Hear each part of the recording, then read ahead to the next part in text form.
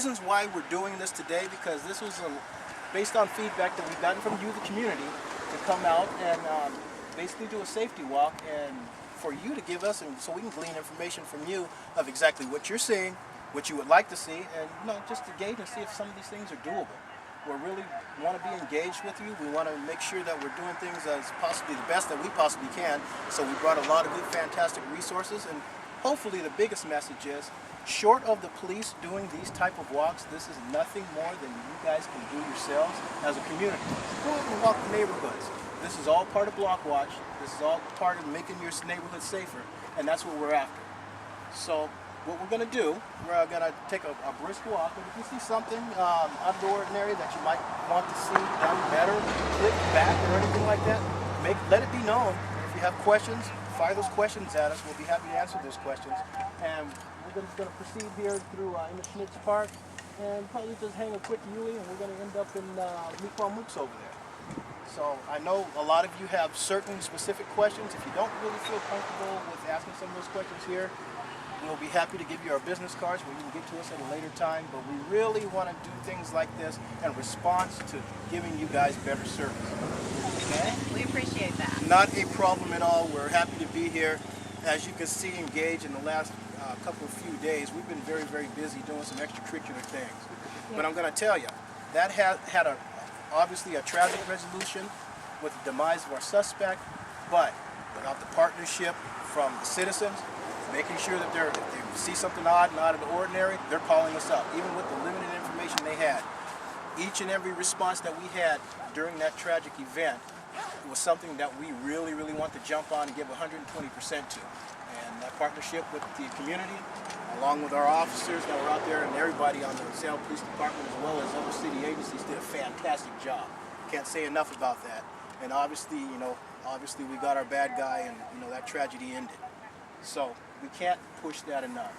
Police partnership with the community. You can't get a bigger police force than that. And that's what we're after.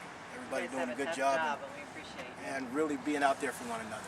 So without further ado, we're going to get out here and we're going to do our thing. Fellas, you guys have anything to add to that? I think you said it all. I said it all, huh? Oh, yeah, okay.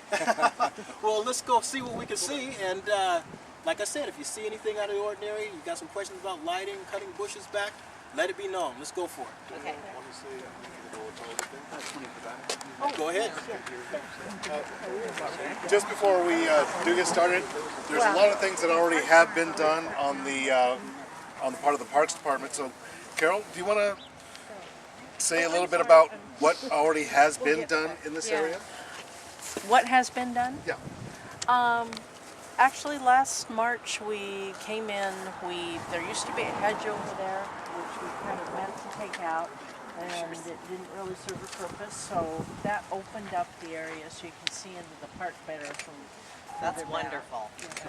And it kind of cleaned up. We have not. This isn't exactly something we did, but we had the cover around the Santa can burned up. We haven't replaced it yet. We haven't really had any complaints. I always thought that it made it feel unsafer, even though it looked nicer and covered the Santa can. So since we didn't have any complaints, it was less investment. That's one thing we haven't had. We did some pruning along here. There was a hedge that kind of came up here, and we took that out. I can see a few things on the sidewalk, but that's what we've done so far. I think this one corner right here where you go down the steps, there's still way too much vegetation. So when you walk down the steps, you get down to the bottom, there's a little corner there where someone can sit. And I jog here every day. I walk my dog 3 or 4 times a day. And there's a corner that is very hard to see anybody unless you're Kind of by the sign or pointed out as we go yeah, by. okay. Oh, the one that's where the little bench It's a goes. blind yeah, corner. Yeah. And all of this vegetation is still here, further covering up that blind corner. That's actually weeds. And they're very aggressive weeds. But, It'd be nice if they were gone. yeah. Well, we'll take them down. They'll be right back. But yeah, that's something I think. I mean, isn't something they could do a few times a year? Yeah. Yeah. Yeah. I think that's something that we haven't really thought of. So that's a good. Dan works for you, right? He's great. Oh, yeah. Well, as you can see, we've really gotten a lot of good things going underway, thanks to Carol and the company. And just to point out, we did not wait for this night to actually start doing some things and making recommendations and making improvements.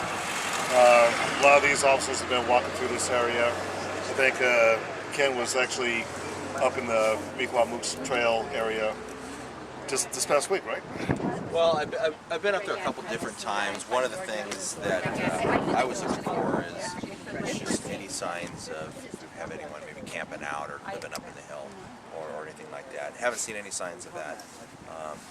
And it's a pretty long trail that goes up there. I learned that pretty quickly, and a little steep. Cut any blackberries as you were going? No, I didn't do that, but it was open. It was a good trail, and like I said, I didn't see any signs of anyone who's been living up there at this time anyhow. So it's been a couple different times since I've been up there. Right. So again, just to let you know that we have been in the area, we've been walking around, checking things out, making recommendations. But as the lieutenant said, we want to hear from you and your concerns and things that you're seeing, so that we can make sure they get addressed. We haven't seen camps up in here.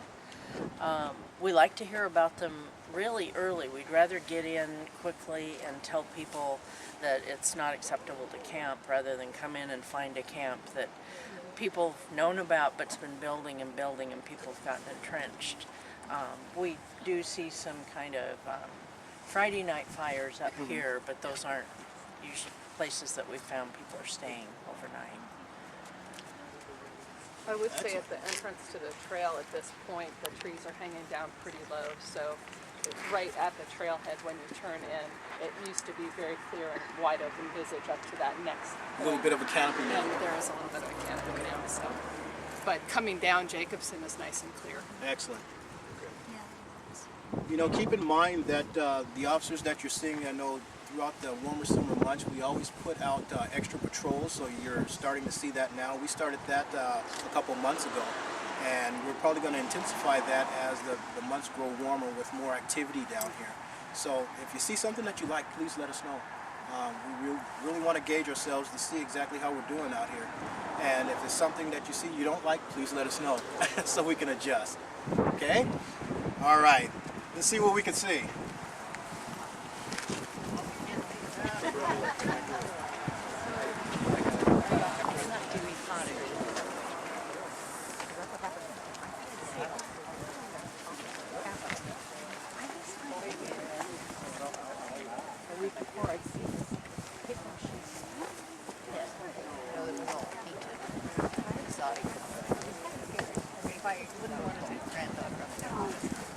Up in here?